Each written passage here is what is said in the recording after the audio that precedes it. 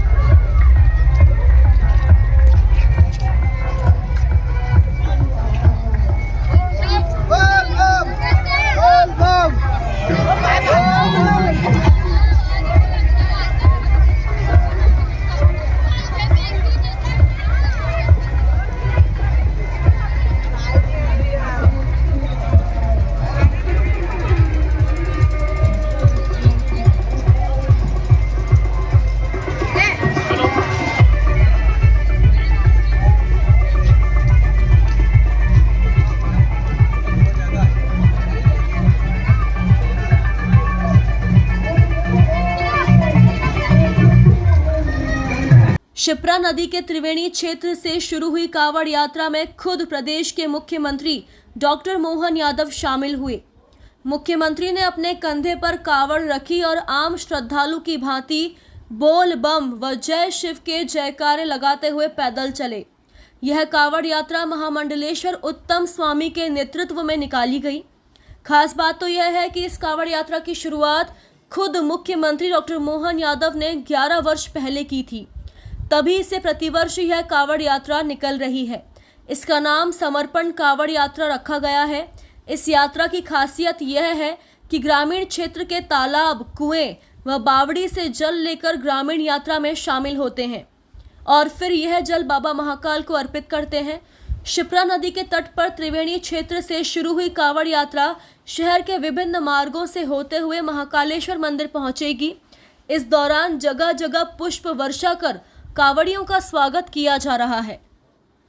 परम पूज्य उत्तम स्वामी जी महाराज के आशीर्वाद से ये कावड़ यात्रा, जिसकी अपनी एक पहचान है, जिसका अपना आनंद है, और इससे ज़्यादा आनंद की और बात उज्जैन और पूरे देश प्रदेश की प्रगति के लिए सावन के पहले महीने के पहले दिन हमारे अपने बाबा महाकाल, और महाकाल बोलते ही कालों के काल, जिसने काल संभाल लिया वो महाकाल तो दुनिया में फिर बचता क्या है।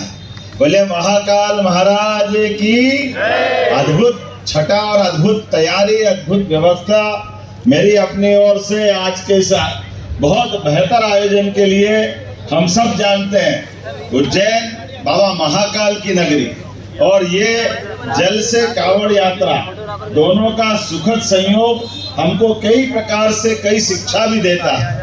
जैसे दुनिया की कई संस्कृतियां हैं, 200 के आसपास दुनिया के देश हैं, यूएन में तो 194 देश है, लेकिन कोई देश अपने कोई भी शुभ काम को प्रारंभ करने के लिए जल के माध्यम से कोई संकल्प नहीं लेता। अगर संकल्प लेता है तो भारतीय संस्कृति का आम नागरिक, ग्रामीण जन हो, शहरी जन हो, आम से आम व्यक्ति भी वो अपना संकल्प लेकर के इसी प्रकार की व्यवस्था बनाता है। मैं आज के इस अवसर पर कावड़ यात्रा में जल से जीवन और जीवन हमारा समय निश्चित लेके आता है, तो जल में तो हमारे लिए परमात्मा की दया से परमात्मा ने जो 2 ऑक्सीजन मॉलिक्यूल दे करके H2O हम सब जानते हैं, लेकिन ऑक्सीजन के साथ हाइड्रोजन को मिलाकर जीवन मिलता है। हमारे संत भी समाज में ऐसे ही हाइड्रोजन और ऑक्सीजन के बीच हमारे अपने जीवन की लीला का दृश्य दिखाते हैं। आज के इस अवसर पर परम पूज्य महाराज जी पधार गए। महाराज जी, मैं आपसे पहले आ गया हूँ और जाने की तैयारी कर ली है। अब आपकी पूरी यात्रा आपके लिए मेरी तरफ से आपके आशीर्वाद के साथ बहुत आनंद से बीतेगी। देखिए, ये 11 साल हो गए और ये कोई गंगा, यमुना, सरस्वती, नर्मदा, कावेरी वहाँ का जल नहीं आ रहा है। ये जल आ रहा है हर एक गांव का, नदी का, बावड़ी का, कुएं का जल लाकर महादेव के चरणों में चढ़ाकर अपने गांव की, देश की विकास की कामना करने के लिए हर एक व्यक्ति अपने गांव का जल लाता है। मुख्यमंत्री जी भी शामिल हुए थे। मुख्यमंत्री ने ही शुरुआत करी थी इसकी। राम भागवत मुख्यमंत्री, ओम जी, श्याम बंसल जी, तपन जी भाई साहब, इन सभी के द्वारा एक बार हम मीटिंग करके तब से चालू किया कि इस तरह की परंपराओं की शुरुआत करना चाहिए। अपने गांव का जल भी महादेव के चरणों में जाना चाहिए, तो गांव का विकास होगा।